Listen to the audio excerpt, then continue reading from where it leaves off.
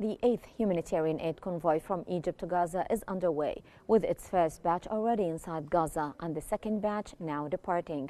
This convoy is delivering flour, dairy products and assorted food supplies. In total, 7 previous convoys have successfully transported 10,000 tons of food, flour and water from Egypt into the Gaza Strip, providing vital relief to the area.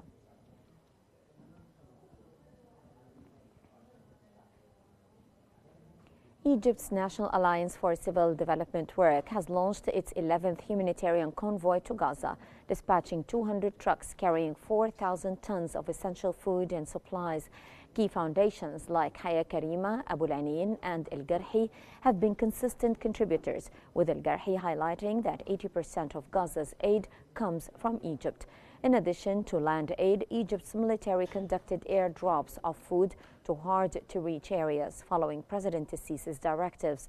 The Egyptian Red Crescent also delivered over 5,000 tons of vital supplies.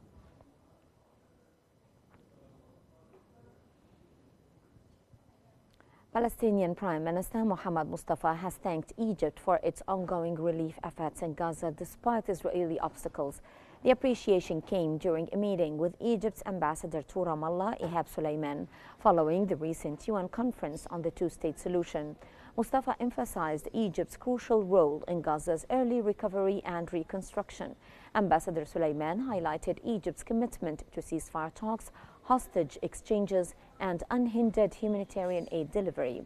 Both sides affirmed support for Palestinian unity, rejected displacement plans, and stressed preparations for an international conference in Cairo to focus on Gaza's reconstruction once a ceasefire is achieved.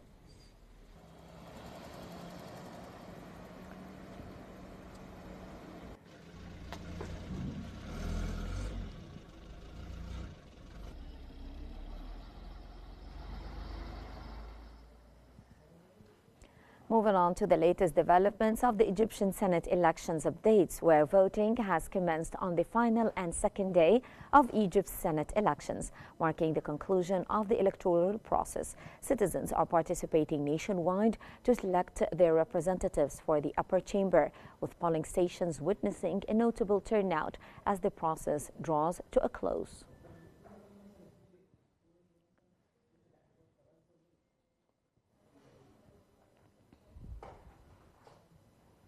The second and final day of Egypt's Senate elections has commenced amid heavy security. Voting is held across 8,825 polling stations nationwide to facilitate citizens' participation. The elections aim to select 200 of the 300 Senate members, with the president appointing the remaining 100. The country is divided into 27 single-member districts and 4 list-based districts. A total of 424 candidates, including 183 independents and 241 party representatives, compete. Extensive measures ensure voters can easily locate their polling stations and cast ballots smoothly, reflecting Egypt's commitment to a transparent and accessible electoral process.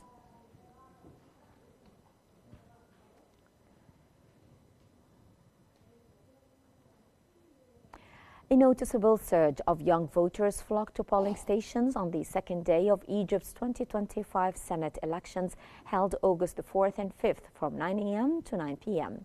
Young voters arrived early, demonstrating their awareness and eagerness to shape the country's future. Polling stations were well organized, with full cooperation from judges and supervisors. Voters adhered strictly to procedures, ensuring a smooth and orderly election process.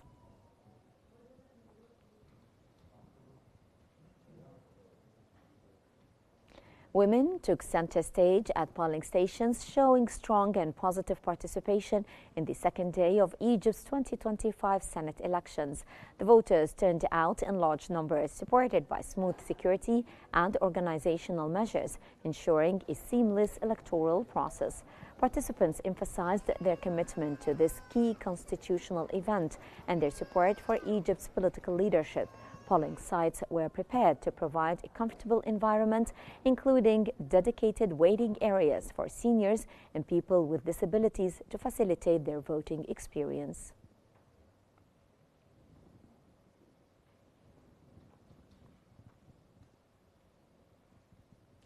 The National Elections Authority has confirmed ongoing measures to facilitate voting for seniors and people with special needs during Egypt's Senate elections. These include locating polling stations on ground floors for easier access, providing wheelchairs, clear signage on voting procedures, and shaded waiting areas. Ahmed bin Dari, the executive director of the authority, said that 125 polling stations have been specially arranged on ground floors, equipped with Braille ballots for visually impaired voters. Newly introduced sign language on ballots allows hearing impaired voters to cast their votes independently. Election officials are also instructed to assist voters upon request while ensuring the secrecy of the ballot.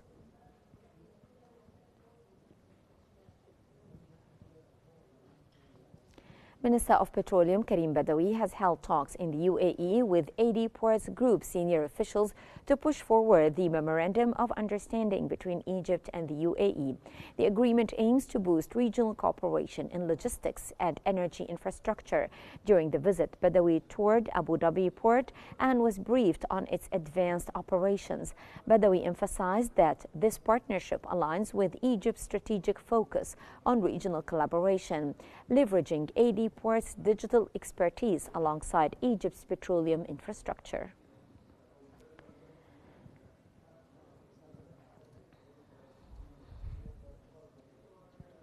Minister of Civil Aviation Sameh Al-Hifni has met with Ra'fat Salib, the president of the General Union of Egyptians Abroad in the U.S., to discuss enhancing air services for the Egyptian diaspora. The delegation called for a direct flight between Cairo and Los Angeles to better serve the large Egyptian community, boost tourism, and strengthen ties.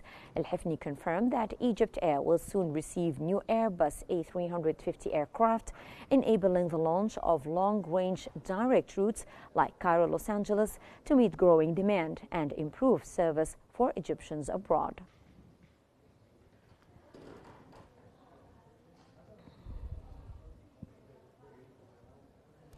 Meanwhile, Egypt Air Chairman Ahmed Adel has met with Boeing's Vice President for Africa and Bessie Yetbarek to strengthen cooperation on fleet modernization. Adel highlighted the long-standing partnership and confirmed Egypt Air's commitment to the delivery of a new B737-8 MAX aircraft starting January 2026. Boeing pledged full support, including spare parts and training for technical staff and pilots. The Boeing delegation invited Adel to visit their Seattle facility to explore the latest aircraft innovations.